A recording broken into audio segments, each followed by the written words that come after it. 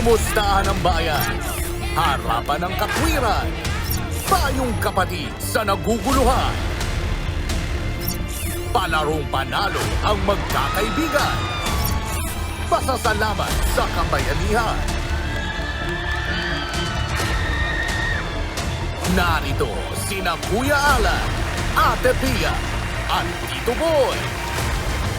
Ito ang Cayetano in Action with Boy Abunda.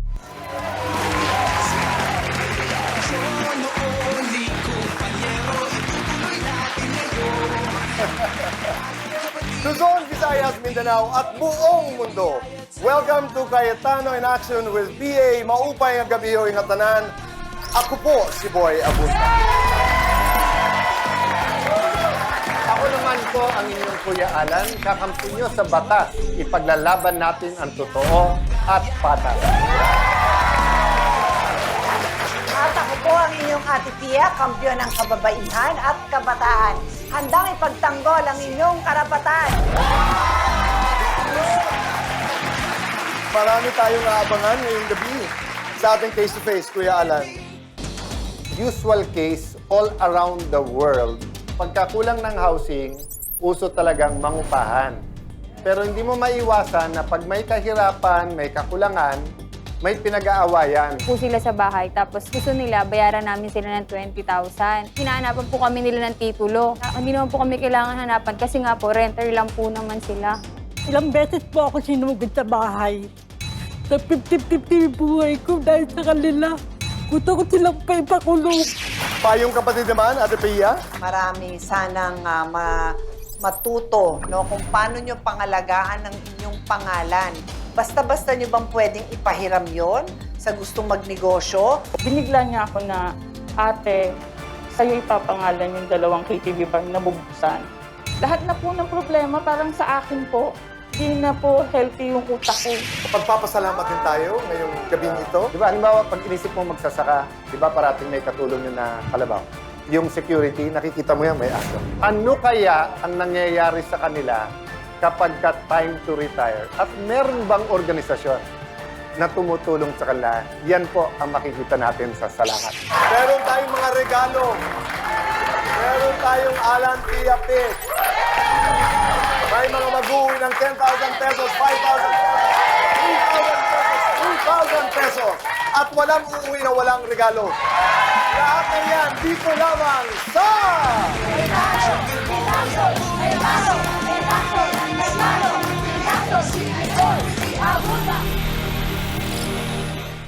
May problemang legal ka Yung ba? anak ko, kanya-kanyang 3 years old. Pinaasa niya ako na hindi pala siya buntis. Paano ko po makukuha po yung anak ko pong dalawa? Magkomento o mag-message lang sa aming social media pages. We will assign you a lawyer if you want para nga mag-guide ka. You have a strong claim. Sa batas, wala tayong kawala. Handang ipagtanggol ang inyong karapatan. Ipaglalaban natin ang totoo at yung patas. Sagot ka ng Cayetano in Action with Boy Abunda.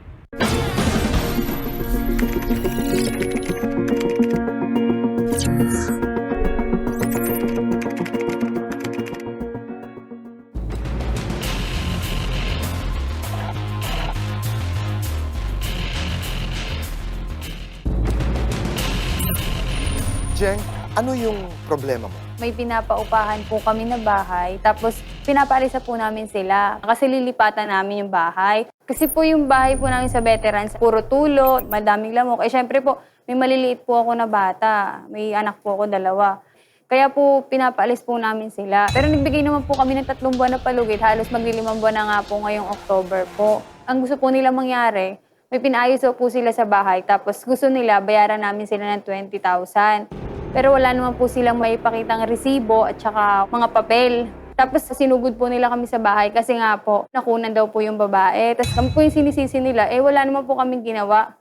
Kinausap lang naman po namin yung babae na maayos. Ang sabi po ni Lupon, kung hindi namin mababayaran yung 20,000, tanggalin po nila yung nilagay nilang mga gamit. Kagaya po ng pader. Itong babae na sinasabi mo, Jeng, ay si Rita. Opo. Ang Okay. nangungupahan po kasi doon, yung kapatid po ni Si Rita. Weng. Opo, si Weng. Si Weng ay nasa Dubai na yata ngayon. Opo. Nung umalis si Weng, iniwan niya kay Rita ang kanyang mga anak at saka yung Opo. kanyang tinitirhan na inyong bahay nga. Opo. Kung pinaaayos ni Weng, ang kapatid ni Rita, yung bahay, na ayon sa kanila ay nagkakahalaga ng 20,000. Wala ba pinagkasunduan na ipaayos namin pero iawas nyo sa aming upa? Wala po. Sabi po ni Lupon, kung may nilagay po sila, tapos hindi naman po namin kayang bayaran, tanggalin na lang po nila. Kagaya po nung gate. At payag ka naman doon. Opo, payag po ako. So that's the first issue, yung 20,000. Pangalawa, nakunan daw siya dahil sa'yo. Hindi dahil sa akin.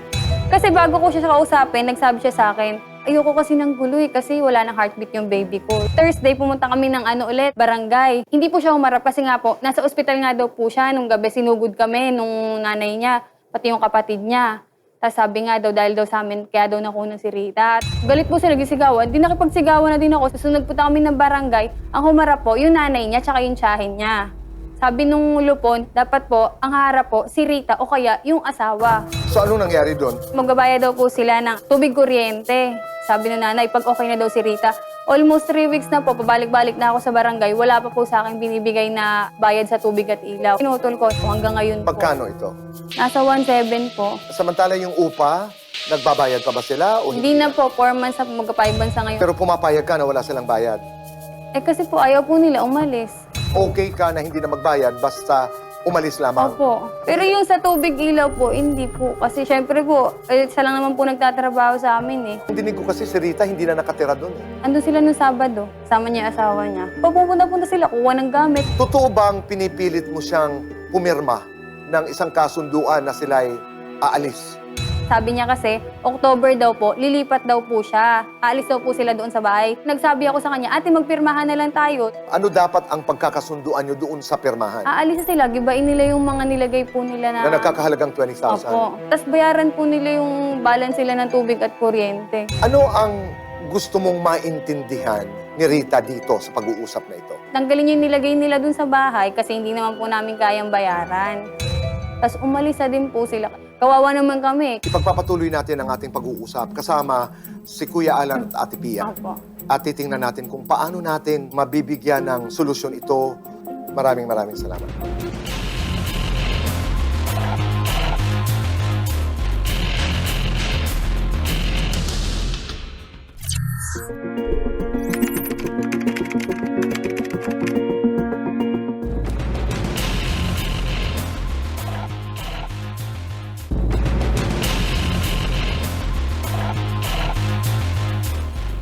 Rita, narinig mo ang mga sinabi ni Jeng. Ano ang iyong reaksyon? Ilang beses po ako sinugod sa bahay. Una, hindi sila nagsabi na nagbayad po sila ng ilaw. Tapos nabukasan, ibabarangay ka na walang pasabi.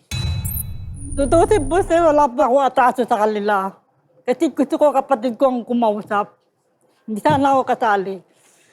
Pero ang mas masakit sa akin daw wala yung baby ko.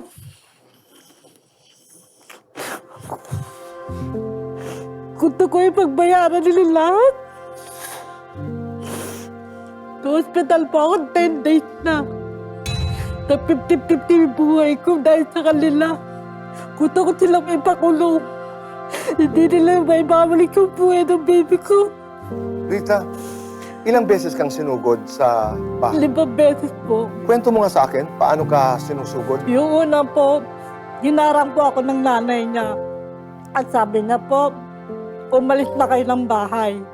Pero hindi ko kami umalis dahil gusto ko, hintayin ko yung kapatid ko hanggang sila mag-usap. At tapos yung pangalawa, asawa ni Jenny at saka si nanay niya. Hinarang po ako yun. Sa kalsada ito? Apo.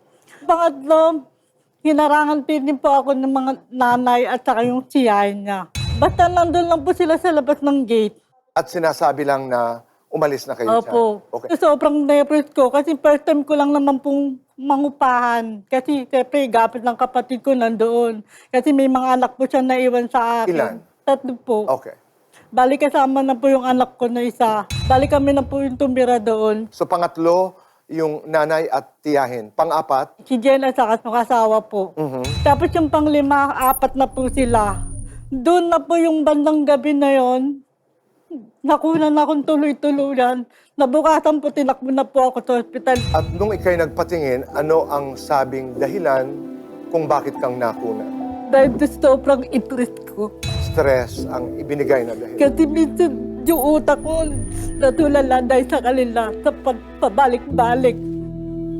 Ayaw niyo pala eh, ba't di na lang kayo umalis Ang para lahat walang ba problema? ng ito ay alam ng iyong kapatid na siyang unang nag-upa doon sa lugar? Opo. Alam mo ba kung may usapan sila, nagpasintabi ba na ito'y mga sirad dito sa bahay na tinitirhan namin, ito ang gagastusin namin? May mga narinig kang usapan sa pagitan ng iyong kapatid at sa Pero kanila, po Jen? sir, sabi ko sa tita niya, Ate Mareta, yung bubong pinagawa na namin. O sige, wala namang problema. Yun lang naman narinig ko sa kanya eh. Pero walang sinabing i-reimburse namin o kaya iaawas namin doon sa Ayun po, upa. sabi daw niya, wag mo nang awasin kasi bibili pa ako ng gamit ng tatay ni Jen. Sabi ko, sige po, wala namang problema sa akin. Basta maayos ang usapan. Pero parang hindi klaro yata. Ang gulo ng kausap ng tita niya, 2006. Sabi ko, hindi ito maganda to. Sabi ko sa nanay ko, ma'am, barang iba na yung takbo ng utak ng matanda. Ito pa, ang problema namin, nung umuwi ako ng Sabado ng gabi, pagtingin ko, wala na ho kaming tubig. Pinutulan ho kami. Yun nga, nagtaka Kasi ako hindi kayo bakit hindi sila nagbabayad. pasabi. Ngayon ba ikay nakatira pa rin sa bahay? Opo, kasi sir, may gamit po pa kami doon. Hindi pa rin kayo umaalis? Hindi pa Pero po. totoo ba na sinasabi mong, aalis lang kami pag ibinalik nyo sa amin yung 20,000? Ito po yun, tinatakot po ako ng asawa niya. Kasi po, lasing po yung asawa niya. Umarap siya sa amin, nakahubad po siya. Andun yung kagawad. At sabi po nung asawa, pumayag ka natin, napirmahan mo na lang, nang umuo ka na. Pag pumirma daw ako ng oo, baklas na lang daw yung pader, saka yung gate, pati yung bubong, Doktor, pati hindi yung naman gamit namin, babayaran ilalabas daw nila. hihingin niyo eh. Pero hindi pumayag, kapatid ko nang umalis. Yung kapatid ko nasa abroad. Si Weng, ayaw niya. Opo. Susundin mo ang gusto ni Weng. Opo. Ang gusto niya, abutin po kami hanggang December. Ay, aba, Kung hindi lang kaya bayaran ng 20. masaya ka. Sa December, payag kayong umalis Opo. na. Pero hindi sila pumayag hanggang sa ginugulong nila ako. Baby ko talaga iniisip ko. Pagbabayad nila, ginawa nila sa anak ko. Gusto ko sila makulong. Dalawa sila ng asawa na ipapakulong ko. Gusto ko sila kasuhan. Rita, ngayon parang naririnig kita, ang issue dito, hindi na lamang yung pag-alis ninyo doon sa inuupahan yung bahay. Parang mas malaking issue para sa'yo, yung pagkawala ng iyong baby. Tama ba yung dinig ko? Opo, sir. Kailan kayo huling nagkausap ni Weng, ang iyong kapatid na nasa Dubai? Ito po yung nalaman na nakunan po yun. Sabi ko, dapat hindi na lang ako, hindi namin. Sana umuwi ka na lang. Gulo-gulo na yung isip ko eh. Anong sabi ni Weng? Sabi na, pasensya na. Hindi ko namang, sinasa na madadamay ka. Rita, maya-maya mag-uusap tayo. Kasama si Kuya Alan at Pia. Pakikinggan nila ang inyong mga kwento at tingnan natin kung saan mapupunta ang ating usapan. Salamat.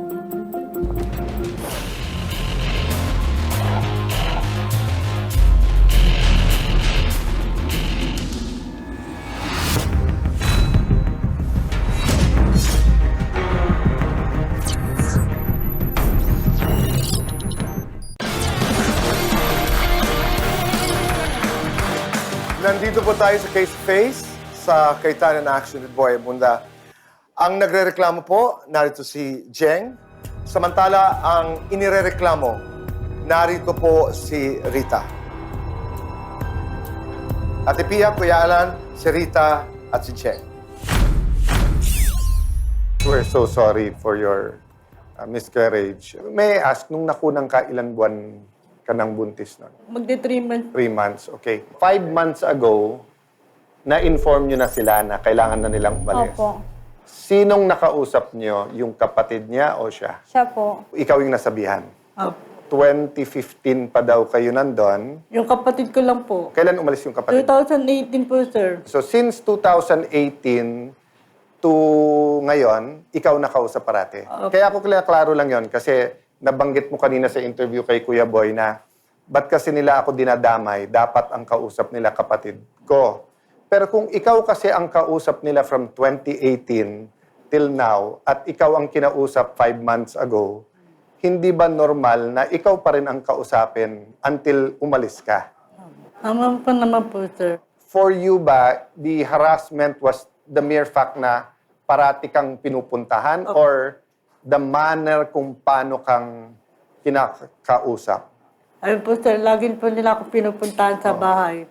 Kasi kung 5 months sinasabihan ka na umalis, ayaw niyo umalis, pinupuntahan ka parate, hindi ba expected mo na yon na parati kang pupuntahan para kausapin? Kaya ganun ang tanong din ni Alan, gusto natin na fair tayo. Kung talaga bang may nanginingil, hindi ba't may karapatan din naman siyang maningil?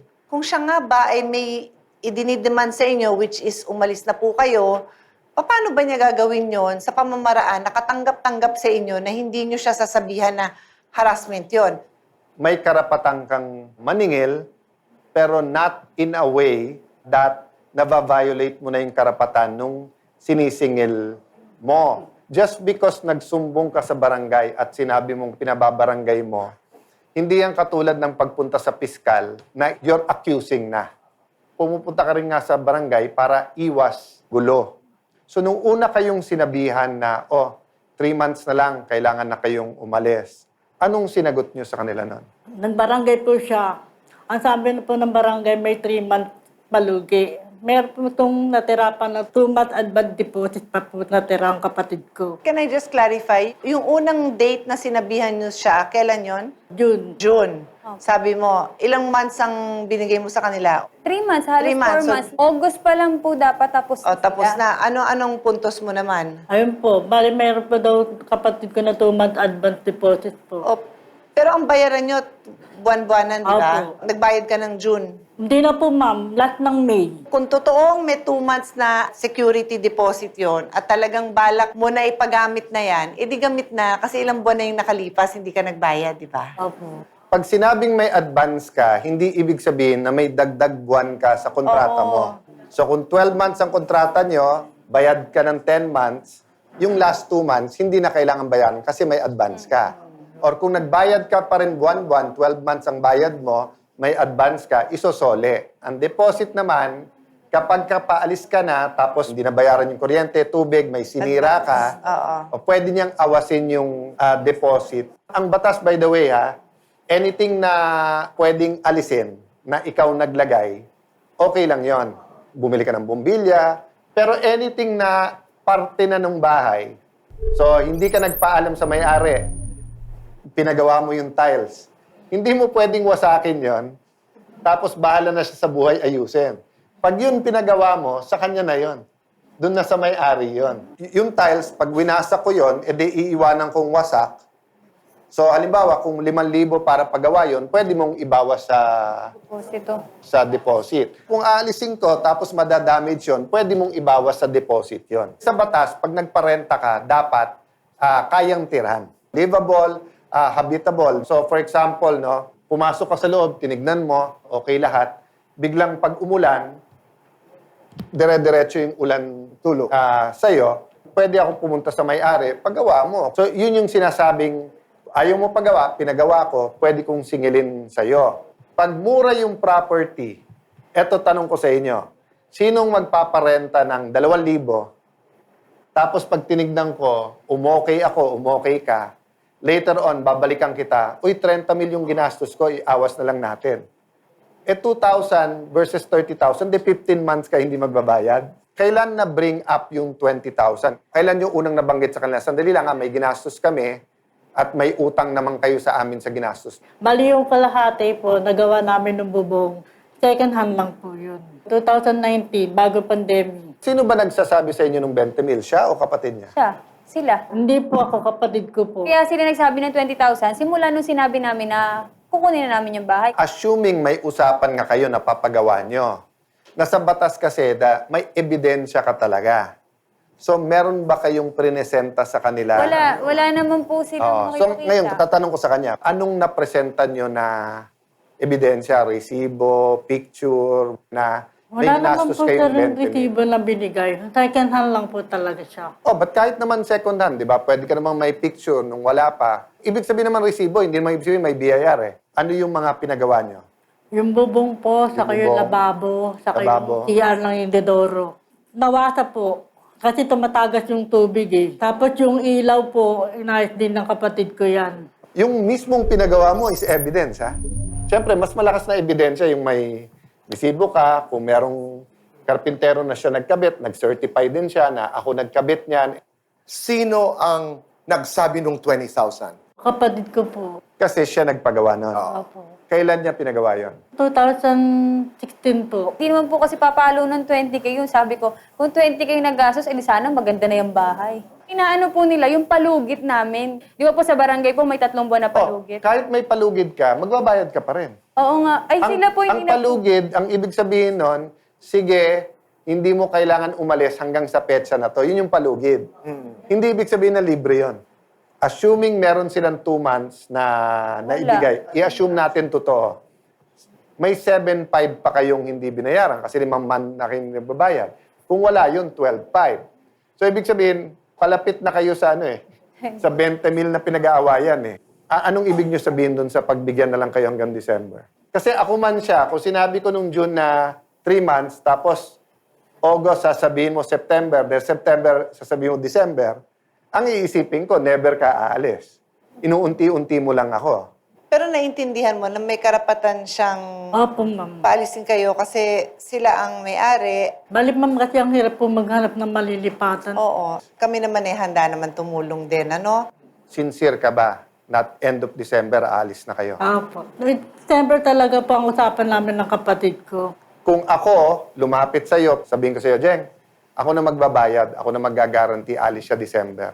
Anong ma-offer ko sa'yo na maluwag sa'yo? Yung upa niyang 4 na buwan, tapos tubig Oh. kuryente niya. Sige, so 4 na buwan is 10,000. Opo. O, tapos tubig Tubig kuryente is kuryente. 1,700. Opo. Kung babayaran nga namin yung 5 buwan niya, so 12,500 yun. Babayaran yung 1,700. Tapos October, November, December, sara na natin ang 27,000. Papayag ka ba? Pero paano po ako makakasiguro na aalis talaga sila sa December? Yung staff namin, sasama sa harap ni Kapitan, palitan yung 27,000, pero pipirma ka, hindi lang ikaw, kasama asawa mo, lahat. Kung siya mababayaran ng 27,000, may 3 buwan ka, wala kang iisipin. Lahat ng kikitain mo the next 3 months, pwede mong pag-iisap sa paglilipatan. Payag na siya, payag ka? Payag po ako, sir. Pero yung nangyari ng buhay ko, para sa baby ko. Ramdam naman namin lahat ang kawalan sa'yo ng baby mo, no? Masakit yon. Nakunan din ako. So, alam ko din yung pakiramdam na hindi mo na nahawakan yung baby na yon, pero ipinangarap mo ng ipanganak yon, and then, nawala. I'm very, very sorry na napagdaanan mo yon. Napakarami din babayang dumadaan sa ganon. Hindi ka nag-iisa. Yung sinasabi mo na gusto mong magbayad sila dahil nawala yung baby mo, naintindihan ko din yung galit na yon. Pero I have to say this for the sake din ng public, not necessarily kung nakunan ka, ibig sabihin dahil sa stress. Sabi nga nila, it's nature's way din na kung hindi nabuo ng maayos, nakukunan. Unless ho yung stress na yon literal ho na sinaktan kayo. Yung bang tinula kayo o di kaya nadapa kayo, mahihirapan po tayong ipaglaban yon, no? Kailangan mong tanggapin yon kasi dagdag pa sa stress mo ngayon yan na may buhay kang anak, di ba? Tapos inaalaga mo pa yung anak ng ate mo. Kung yan ang nasa sa isip mo na kakasuhan ko to, ganito ginawa nila sa akin, dagdag pa yan sa pasan mo eh. Mahirap mong ibintang yung nangyari sa'yo sa stress na ibinigay ng ibang tao. What you need is a support dahil sa nawala sa'yo. And ang kaya kong ibigay sa'yo yung pagmamahal at yung support ng kaya naming ibigay, lalapit ako sa'yo at I'll give you a hug kasi alam kong napakasakit mawalan ng anak.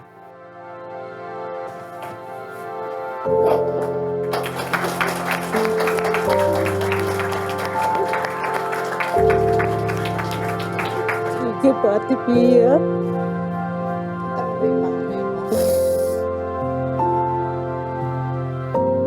We hope sa lahat ng mga kababayan natin na nanood, maging sensitive tayo sa bawat isa, maging kind din tayo sa bawat isa.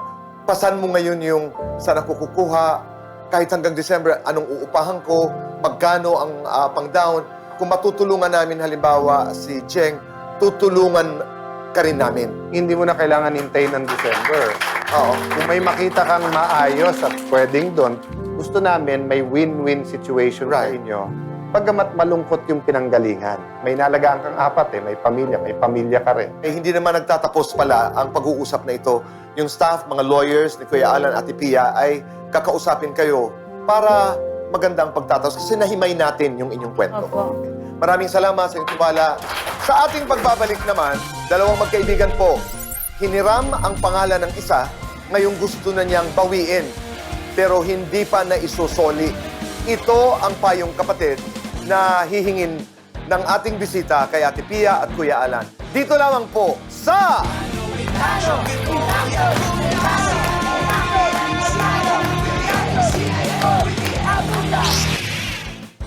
Sinamahan ng Cayetano in action with Boy Abunda sina Jeng at Rita sa barangay kung saan formal nilang napagkasunduan na hanggang December na lamang mangungupahan si Rita kina Jeng. Natanggap na rin ni Rita ang ipinangakong tulong ni Kuya Alan na pambayad ng mga utang niyang renta at bills kay Jeng at ang halaga ng renta at bills niya hanggang sa December. Nagpaabot naman ng tulong pinansyal si Tito Boy kay Rita para sa paghahanap nito ng bagong tirahan para siya ay makapagsimulang muli.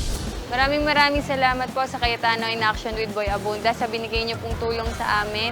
At salamat din po dahil matutuldukan na po ang problema naming dalawa ngayon. Maraming salamat po, Kuya Alan at Aunt Pia, Tito Boy, sa binigay na ng tulong para magsimula ulit sa aking buhay. Makaharap po ako ng bagong tirahan at makakaalis na rin po ako para matapos na po itong lahat. Thank you po. May problemang legal ka Yung ba? anak ko, kanya-kanyang 3 years old. Pinaasa niya ako na hindi pala siya buntis. Paano ko po makukuha po yung anak ko pong dalawa? Magkomento o mag-message lang sa aming social media pages. We will assign you a lawyer if you want para nga mag-guide ka. You have a strong claim. Sa batas, wala tayong kawalan. Handang ipagtanggol ang inyong karapatan. Ipaglalaban natin ang totoo at yung patas. Sagot ka ng Cayetano in Action with Boy Abunda.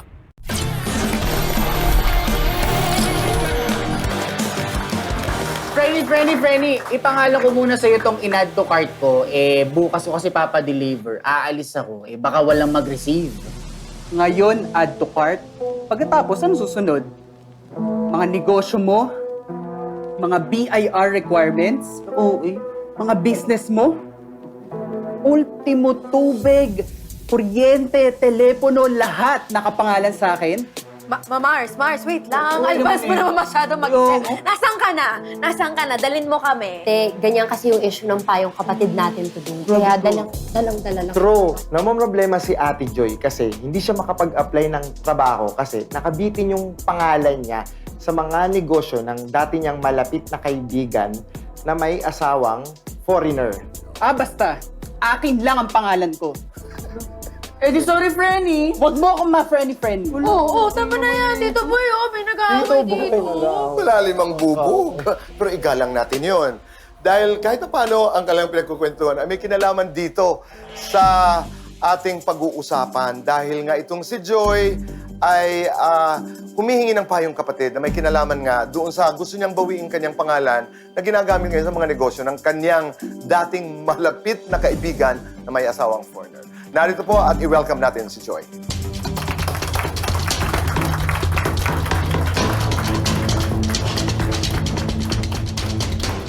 Ate Pia, Kuya Alan, si Joy. No, so, umpisahan natin sa umpisa. So, meron kang matalik na kaibigan? Meron po. Ilan years na yan? Mga 21 to 22 years na po kaming magkaibigan. So during that time po, nagkakausap kami sa Messenger na namumroblema po siya sa mga tauhan niya dahil niloloko daw po sila pagdating sa usaping pera. So naghahanap sila ng ipapalit po na mapapagkatiwalaan. Okay. So from October po hanggang December, naging assistant lang po nila ako. Then, December din po, nung pinatanggal nila yung pinagkakatiwalaan nila dun sa travel agency dahil may anomalya daw po. So nagulat ako nung sinabi niya minsan na binigla niya ako na, ate, sa'yo ipapangalan yung 2 KTV bar na bubuksan. Sabi niya kasi marami na siyang nakapangalan pa na may mga open case. Nagdi-decision lang po siya ng biglaan nang hindi niya po muna ako kinukonsulta. So ibig sabihin, hindi ka lang tinanong, hinanda na niya yung papeles. Opo, parang nakalatag So na po yun. sinusubo na sa'yo? Yes po. So hindi to partnership or corporation? Hindi po. Pag isa kang may-ari? Yes po. And lilinawin ko lang po, wala po akong tinatanggap na bayad sa kanila sa paggamit So po ng hindi ka pangalan. partner, wala kang... Basta't ang turing sa'yo empleyado, ang sweldo sa'yo empleyado. Yes po. Nung sabi ko magre-resign na ako, nagpaalam na po ako sa kanila, sinurrender ko po lahat, at nakiusap po ako sa kanila na tanggalin nyo na po yung pangalan ko dito. This was September 2022 po. at 2022 na. Opo. Okay. October po, nag-apply agad ako ng trabaho. Natanggap naman po ako. Kaya lang, isa rin po yung requirements natin, yung paglilipat po ng RDO. Sa tax. Opo. So sinabi ko po sa kanya, maupo sila na ayusin nila, papalitan nila yung pangalan, babayaran nila kung ano yung kailangan bayaran sa paggamit ng pangalan ko. You mean yung income tax? Opo. Kasi hindi ka naman nag-charge ng personal mo sa paggamit ng pangalan. Linawin lang natin yun, ha? Opo. Ginawa ko naman po lahat para mag-reach out sa kanila, ayusin po ng tahimik. Hindi na po nila ako pinapansin. Okay. Hindi pa rin inayos. After nun, hindi na. Ang dami Sorry, na pong dahilan. kasi January, renewal ng mga permits, di ba? So, nung February nag-usap kayo, iba ng pangalan mo pa rin. Nalaman ko po na nirenew pala po nila yun. Under pa rin po sa pangalan ko yung 2 KT. Pero hindi ikaw ang nag-renew. Hindi. So, wala kang pinirmahan or anything. Wala po. Kinonfront mo sila doon. Sinabihan ko po sila. And binibigyan po nila ako ng copy ng SPA. Yung isa po, wala pong pangalan doon kung sino yung i-authorize ko.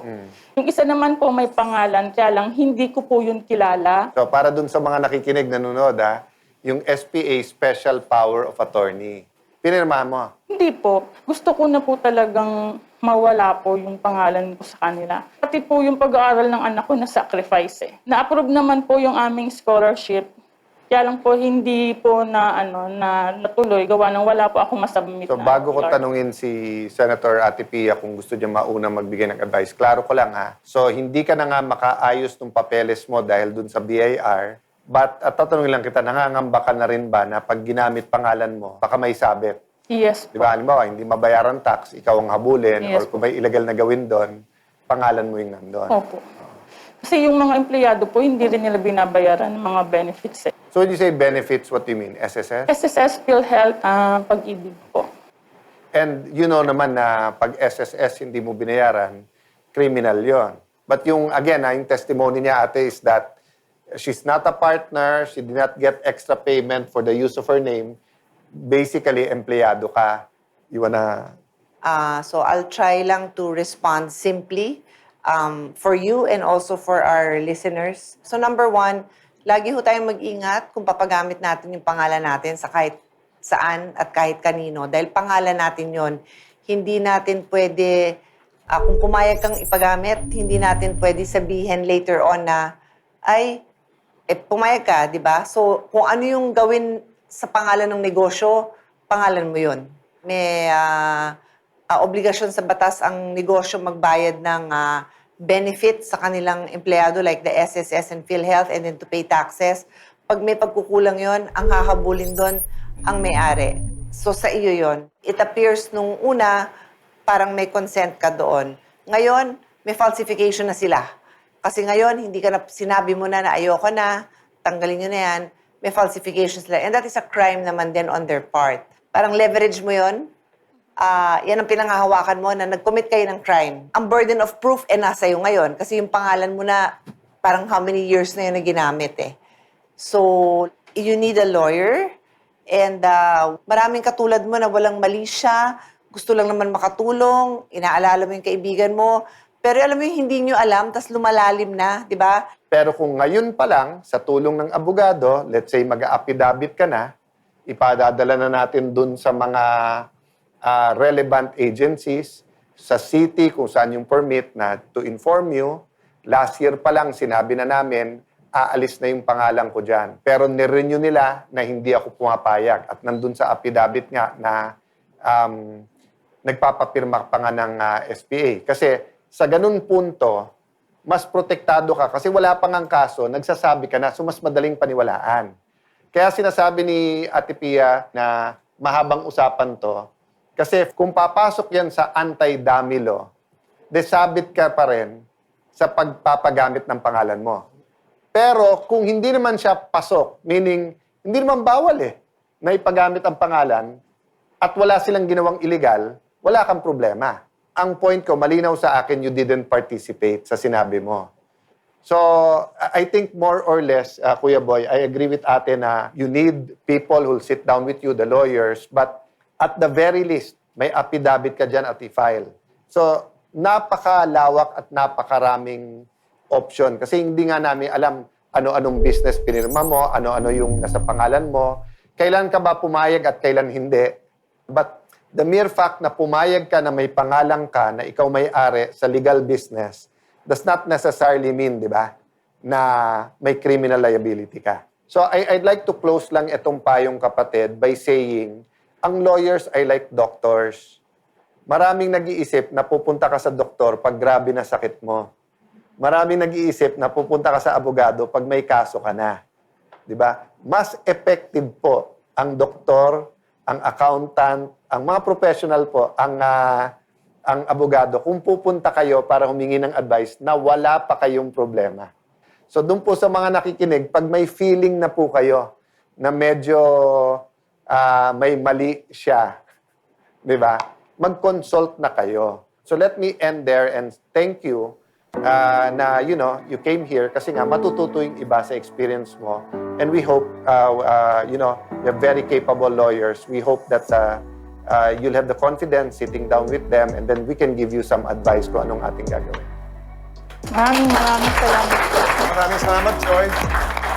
At nais ko lamang ipaalam sa ating mga kaibigang nanonood sa atin ngayon at sa ating studio audience na si Joy po ay nag-reach out sa atin dito via Facebook.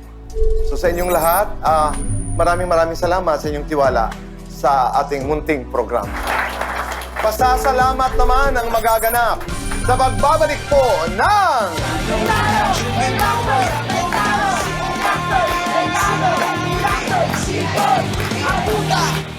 Ito na ma'am, i-update lang kita. Natuklasan namin na inalis na nila sa pangalan mo yung DTI.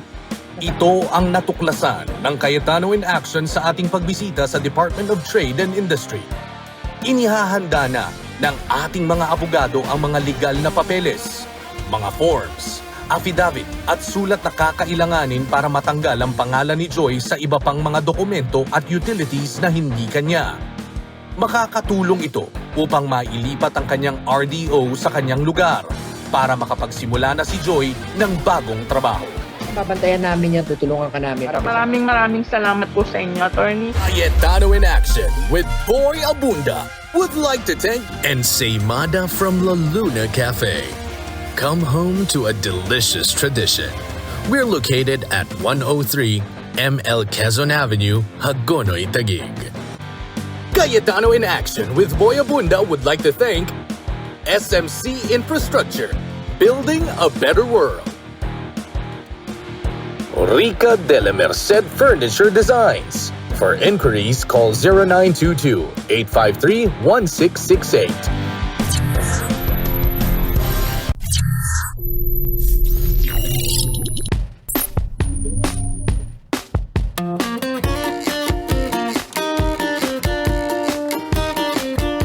Well, I actually rescue retired dogs and abused dogs, and we put them in our farm where they can live their lives happily.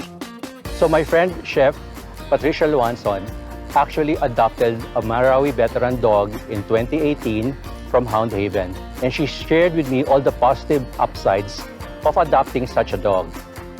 They are very intelligent, adaptive, and very disciplined.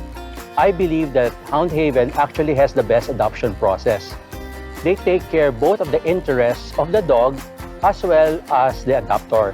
Binuksan nila aming puso sa pag-adopt ng more dogs. So that's why nag-adapt kami ulit ng panibagong Belgian na dating mall security guard dog and isang neglected na maliit na Belgian ulit na nanggaling naman sa isang rescue ng isang family in Nuvali. On top of that, yung mga abandoned dogs ng isang vet, kinuha na rin namin. So ngayon, meron kaming 7 dogs. The work of Hound Haven is very important. Kasi yung mga service dog, binigay nila ang kanilang buhay, the best years of their lives in the service of humanity.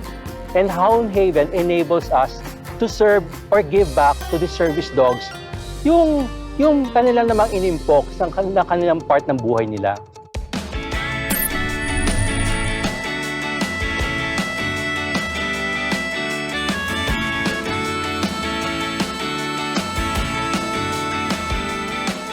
Ang Hound Haven ay isang non-profit organization, the first and only here in the Philippines that caters to retired military working dogs and contract working dogs. So we work with agencies katulad ng Philippine Army K9 Battalion, Philippine Air Force, tsaka Philippine Aviation Security Group. And kinukuha namin yung mga K9s na retirado na from government service. Dinadala yung mga canines na to sa center namin sa Angat, Bulacan where they undergo a rehabilitation process. And then after that, once fully rehabilitated na sila, we put them up for adoption. So our goal really is to allow these working dogs to have a normal life after a lifetime of service. Us at Hound Haven, we feel like it's very important to give these dogs a second chance. And why is that? Sila kasi yung epitome ng phrase na a lifetime of service. Working dogs work for about 8 to 15 years. And if animal lover ka, you know that this is almost the lifespan of a dog. Which means nagtatrabaho sila ng sobrang tagal, almost their whole lives. And then when they retire, they have to spend the remainder of their lives in small cages. So we feel like they deserve so much better. And it's our duty to make sure that they get the kind of life that they deserve. Right now, we have 17 dogs in the center. Since 2017, we've had around 15 dogs adopted out to new families. Malaki ang pasasalamat namin sa Hound Haven dahil binuksan nila ang aming puso sa ganitong pagkakataon at sa pag-adapt kay Camellia in particular. No? Kaya naman sinusuportahan din namin ang Hound Haven. Sana marami pang tumakilik sa Hound Haven at ipaglaban ang cause ng retired military dogs na nagsilbi naman sa atin sa kanilang buhay.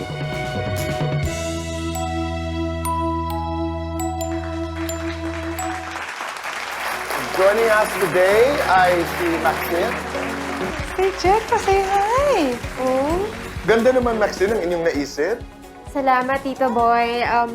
Ano talaga siya, it's a dream of the family to have an animal shelter. Nagkataon lang na after our research, nalaman talaga namin na wala pa po talagang ganung klaseng organization here in the Philippines. Ako, I wouldn't have thought about something like this until I saw it, na bigyan ng magandang buhay ang mga dogs. I realized that 10 to 15 years, itong mga asong ito ay silbi. No? Brilliant concept, no? Brilliant concept. At maraming salamat. So many Filipinos, of course, around the world, grew up with dogs, including us, took them for granted. And eto nga, dogs who served all of us. Diba? In security, anti-drugs, safety sa malls and everything. So, just incredible work talaga. Thank you, Senator Ad. I wanna add.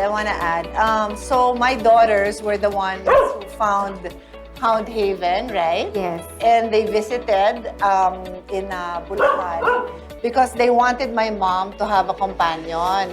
So, na-decide nila na ang bagay sa mami ko, imbis na yung retired dog, meron din kasi kayong quota pa isa-isa, di ba, per year, Yes, na hindi working dogs, kundi yung talagang rescue dogs.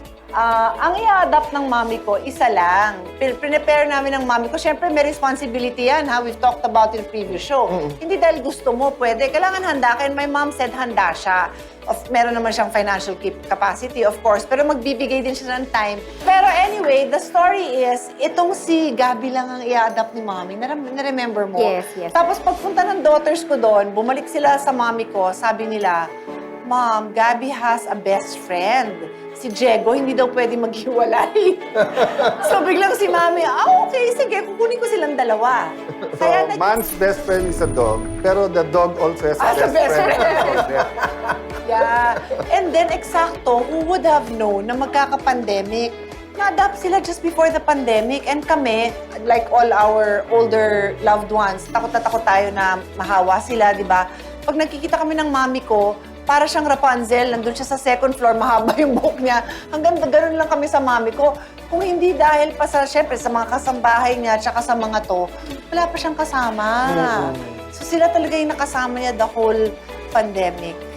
Kaya love na love namin sila. But then to further it, which is what I'm very proud of, nilapit niya sa amin yung problems ng yun nga yung mga retired dogs na I hope you caught that part na sinabi na imagine, after nila magtrabaho ng 15 years, tapos walang mag-aalaga, nandun lang sila sa isang maliit na kulungan and they'll die a sad life. Parang pinanish mo pa instead of ni-reward. Imbis na i-reward. And then we found out because of them na dahil sa mga COA rulings, sila ay considered property of the government. Dahil property sila ng government, hindi din basta nila makuha, hindi nila basta maalagaan. And yung mga naging handler nila, gusto din lang silang kunin, bawal, makakasuhan sila ng theft. Parang theft, kasi nga, property ng government, so inaayos natin lahat yun, right? Na maayos na yung ruling, pwede silang, parang first priority is their handler, kasi syempre napalapit na sila, karamihan sa kanila, gusto rin naman silang kunin. Then kung hindi, ibibigay sila sa Hound Haven or sa ibang katulad nila na mag-aalaga or maghahanap ng mag-a-adapt. So I'm so proud of your work. Thank you, Senator Pian. And thank you for all the help. Oh, and by the way, you can follow them on Instagram, Hound Haven PH, right? Yes. If there are people watching and they want to help, how can they help? There are actually 3 ways for you to help. Unang-una, syempre, yung pag-adopt. I think yun yung pinaka-ultimate commitment na mabibigay nyo. Mag-adopt kayo ng aso sa amin. Of course, you can also volunteer. May mga events po tayo at nangangailangan po kami lagi ng manpower para tumulong sa amin, pumunta sa mga events, i-promote ang advocacy ng Hound Haven sa mga tao. Aside from that, pwede rin po kayong mag-donate. Pwede rin pong in-kind or in cash kung ano po yung komportable sa inyo. Every little bit helps po para sa Hound Haven. Yun. And then I wanna mention na meron kaming gift sa inyo. We have dog food, care of our sponsor. Thank you sa NutriChamps for siguro marami kang mapapakain ng mga working dogs na nag-retire. Thank you. And we also have other canned dog food, vitamins and supplements, and heavy-duty collars and leashes kasi malalaki ang dogs. But what I don't have right now, kasi last minute ko na-prepare, is my favorite snacks for our dogs, and it's called Bruce Barcuterie. You can also buy, but I will also be giving for your dogs in a... Thank you so much. And of course, Maraming salamat. from us, a little donation also. Naisip ko lang parang 15 years, di ba? Nanindihan yan sa bayan. Tapos iiwanan mo lang sa isang corner. Yeah. Naalala ko, hindi lamang mga aso, naalala ko, mga tao. Tao rin. Oo, parang gano'n. It's a reminder to all of us to say thank you, to say maraming salamat, and really to be grateful and kind. Yes. Maxine, maraming salamat. Thank you for having me.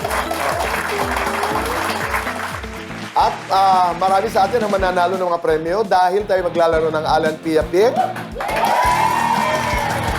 Ang runners-up, 2,000 pesos. Ang mga winners, 10,000 pesos. Pwede rin magpaikot ng ruleta kung saan pwede tayo manalo ng 2, 3, or 5,000 pesos. Or even 10,000 pesos. Lahat ng yan ay pwede mangyari sa pagbabalik ng...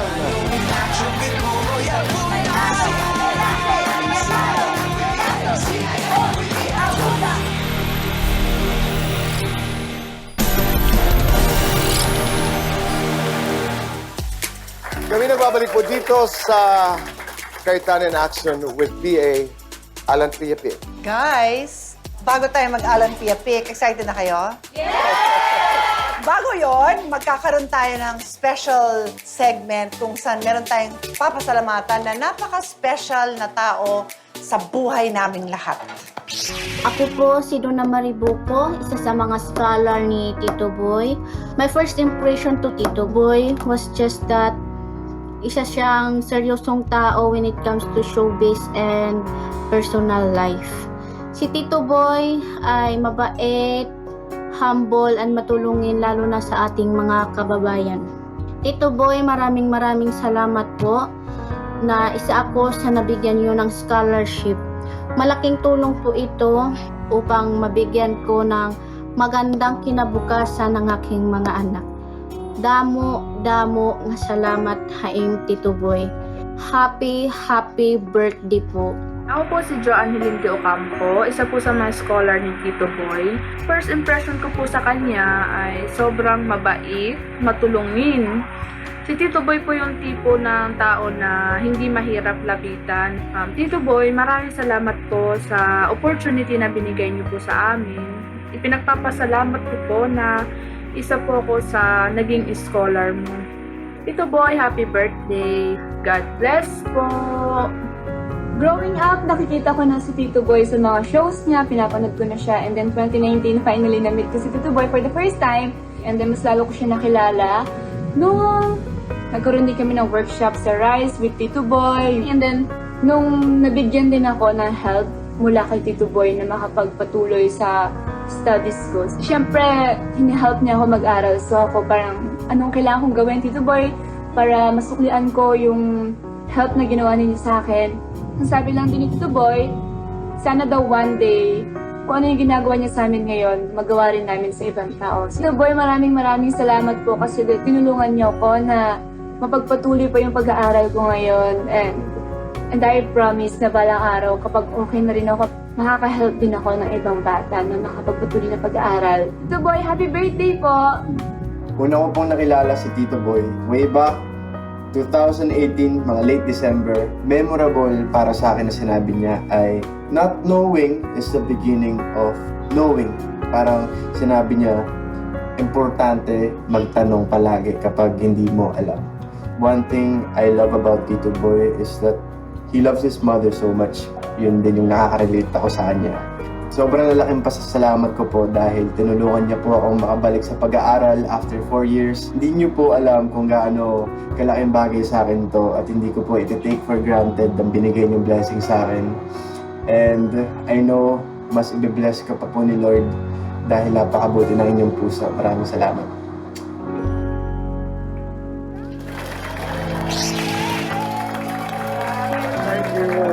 Maraming salamat. I'm not very open about this. I actually, very rarely do I talk about my scholars. Ang kontrata ko lang sa kanila, pag nakatapos ka, mangako ka sa akin na magpapaaral ka ng isa. And yung ating little surprise kay Kuya Boy is not yet over kasi meron tayong special guest, Deborah Son.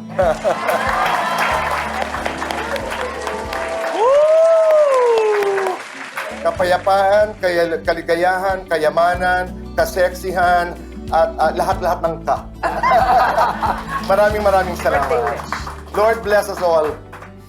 Sa lahat ng ating staff, maraming salamat mula sa aking puso. Kami Dalo, special thank you. birthday message. Salamat. Sa iyo, Boy Lal, maraming salamat.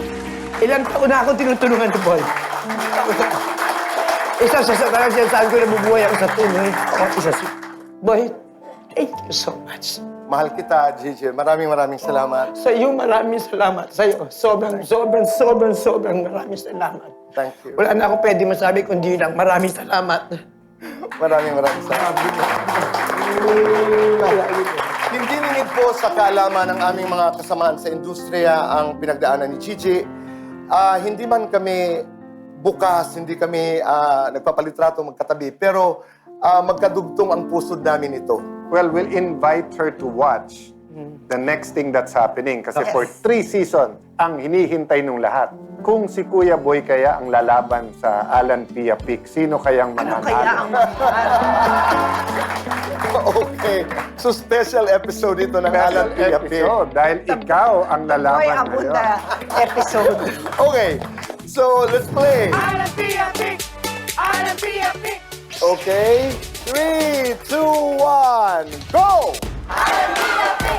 Alan Pia Pic! Alan Pia Pic! Alan Pia Pic! Alan Pia Pic! Alan Pia Pic!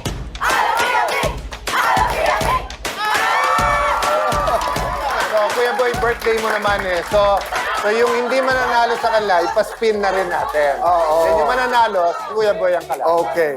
In 3, 2, 1, go!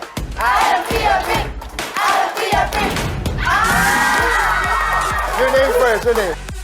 Carlo po. Carlo, you have the chance para magpaikot ang ating ruleta. 5,000 pinakamataas. Pero pag na-eksakto mo sa linya, bibigay namin yung 10,000 sa'yo. Ready, go!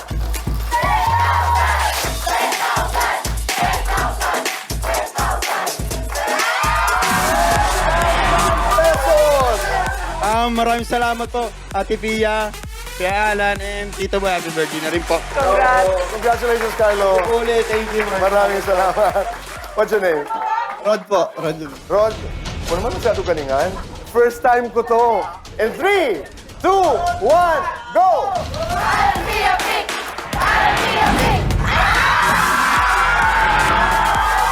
Thank you po sa Cayetano and Action, Tito Boy po. Mula kay Ate Pia, maraming salamat. Thank you. So, maraming salamat. Masaya. Masaya, right? Nagutom ang ating mga guests. Ayun! Kaya bibigyan natin sila.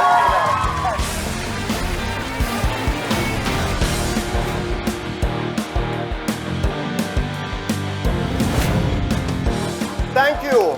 Maraming salamat sa inyong pagiging bahagi ng selebrasyong ito. Hound Saven, mabuhay kayo. Thank you very much. It's time to say goodbye for now again. So until then, in memory of our late father, huwag magpaapi. Alamin ang batas. Sa ating mga kababayan, kung tayo may legal na kaalaman, mas mailalaban natin ang ating karapatan. At kung tayo sa tama, dahil sa batas, wala tayong mawala. Kita tayo muli next week, dito lamang sa...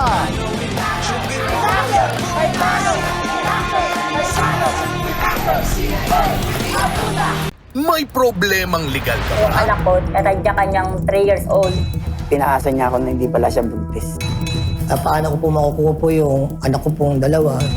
Magkomento o mag-message lang sa aming social media pages. We will assign you a lawyer if you want para nga mag-guide ka. You have a strong claim. Sa batas, wala tayong kawala. Handang ipagtanggol ang inyong karapatan. Ipaglalaban natin ang totoo at yung patas. Sagot ka ng Cayetano in Action with Boy Abunda.